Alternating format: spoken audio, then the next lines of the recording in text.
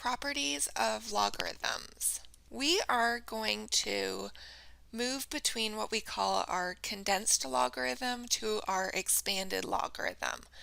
If you look at the left-hand side of the equal sign in the properties of logarithms, this is what we call our condensed, and that's where you'll see one logarithm. With our expanded, you could potentially see more than one logarithm. Now there's a relationship between logarithms and exponentials.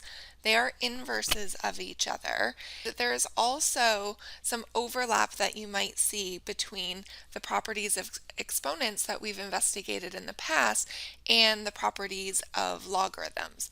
So if we just look at the very first property, I'm going to write down the exponential property that is similar so you can maybe see the overlap and make connection. On the right hand side, I've written the exponential property where when you have bases that are the same and you go from expanded version to condensed version, you have bases that are the same with a multiplication between the bases, you add the exponents. So there's a direct relationship between multiplication and addition. If you look at the logarithm, on the left-hand side, you see a multiplication between m and n, and then on the right-hand side, when it's expanded, it changes into two different logarithms with an addition sign in between. With the next quotient property, there is a relationship between division and subtraction, the same as with our exponential properties. On the left-hand side with the condensed version, you see a division. On the right-hand side, it's split into two logarithms with the m and a subtraction before the n. Notice that, and this is important, the n is second and is after the subtraction sign. The last property is our power property, and that's when we have an exponent, and what we do is we take that exponent and we bring it to the front of the logarithm and it becomes a multiplication.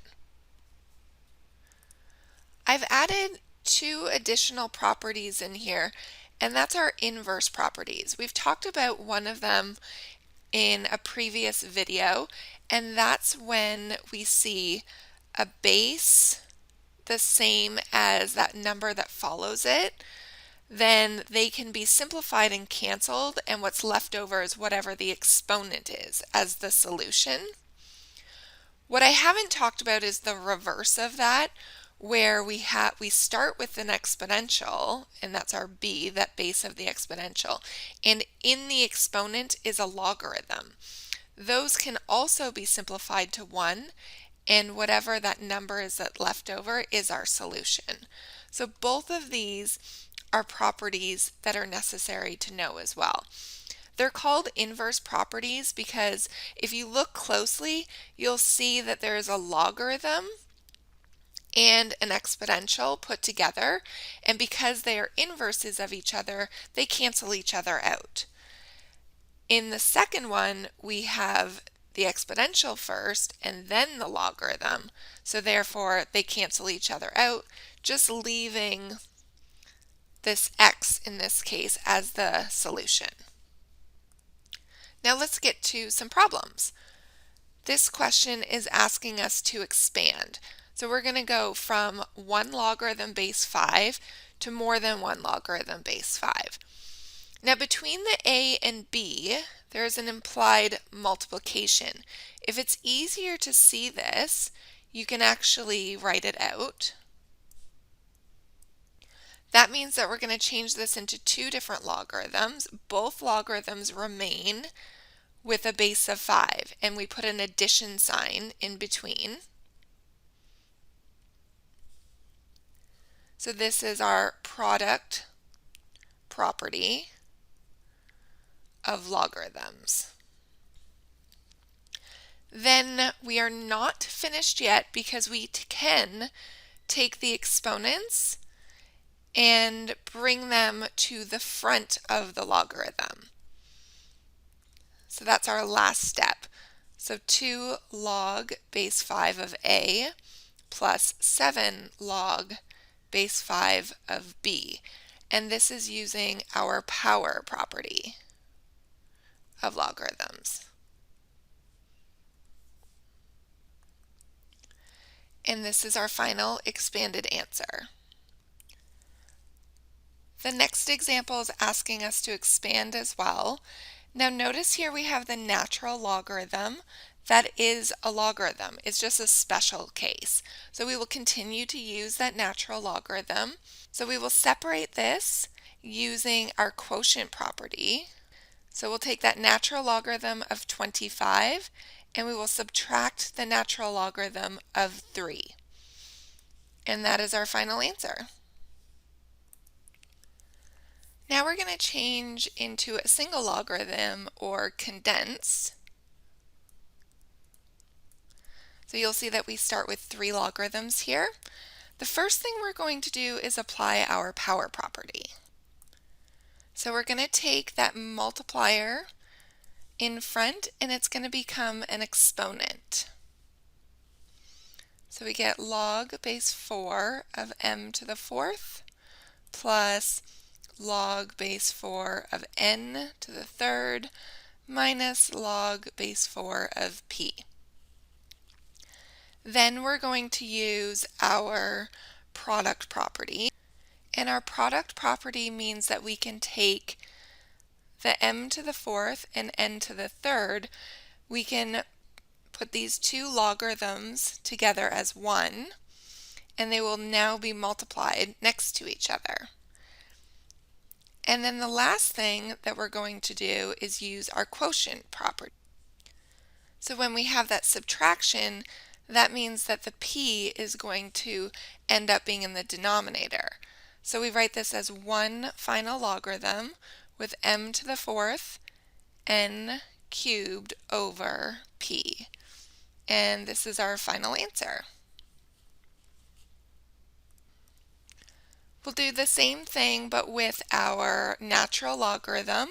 We'll start by using the power property. So we'll take the multiplier that's in front and it will become the exponent.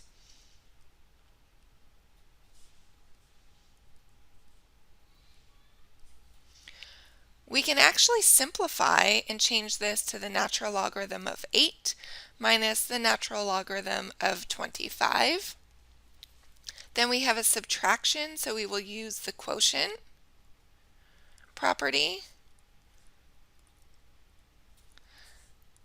So it reduces to one single logarithm of 8 over 25. And that's our final answer.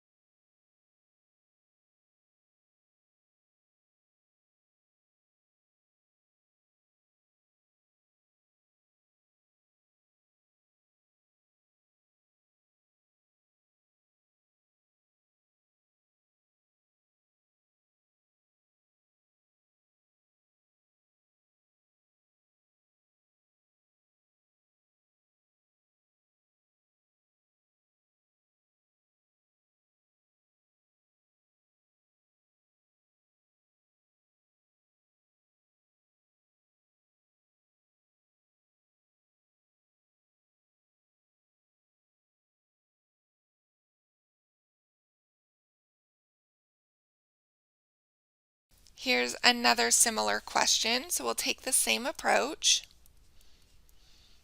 So if I want to get rid of the base in the exponent on the left-hand side, I am going to take the log base 3 of both sides. And the reason that this one changed from a 2 to a 3 is because I have to match the base of the given exponential. Because these numbers are the same, they simplify.